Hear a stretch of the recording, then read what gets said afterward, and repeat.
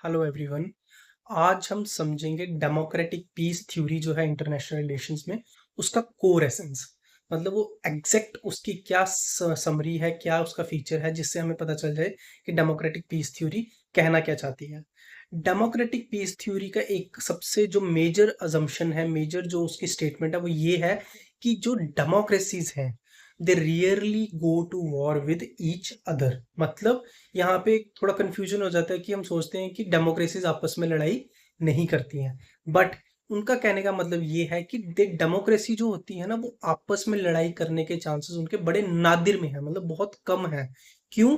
क्योंकि यहाँ पे कुछ रीजंस हैं कि जो डेमोक्रेसीज हैं वो रेयरली वॉर करती हैं। सबसे पहला रीजन आता है पब्लिक अकाउंटेबिलिटी।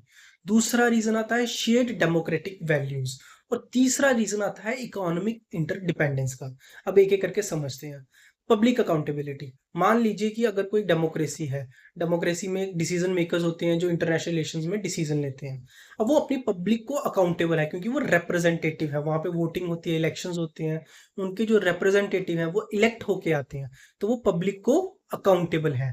यहाँ पे जब पब्लिक को अकाउंटेबल है तो उनको पब्लिक को हर डिसीजन को जस्टिफाई करना पड़ता है, तो वो रफली डिसीजन नहीं ले सकते, हेस्टली डिसीजन नहीं ले सकते। दूसरी चीज आती है शेयर्ड डेमोक्रेटिक वैल्यूज। मान लीजिए एक डेमोक्रेसी ए है और एक डेमोक्रेसी बी है। डेमोक्रेसी ए में भी इक्वालिटी, कोऑपरेशन, पीस जैसी वैल्यूज को इंपॉर्टेंस दी जाती है, और डेमोक्रेसी बी में भी सेम वो चीज होती है।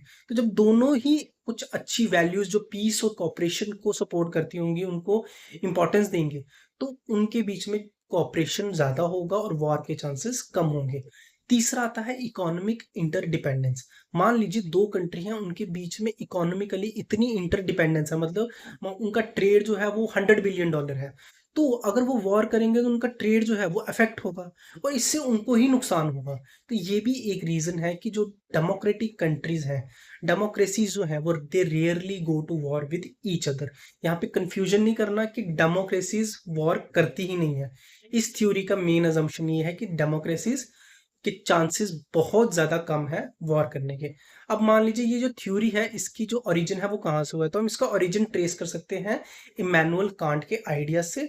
और मॉडर्न फॉर्म में जो माइकल डॉयल हैं, उन्होंने इस थ्योरी को काफी पॉपुलराइज किया है। अगर आप चाहते हैं मैं कोई और टॉपिक कवर करूं, मुझे नीचे कमेंट करके बताइएगा। Thank you so much.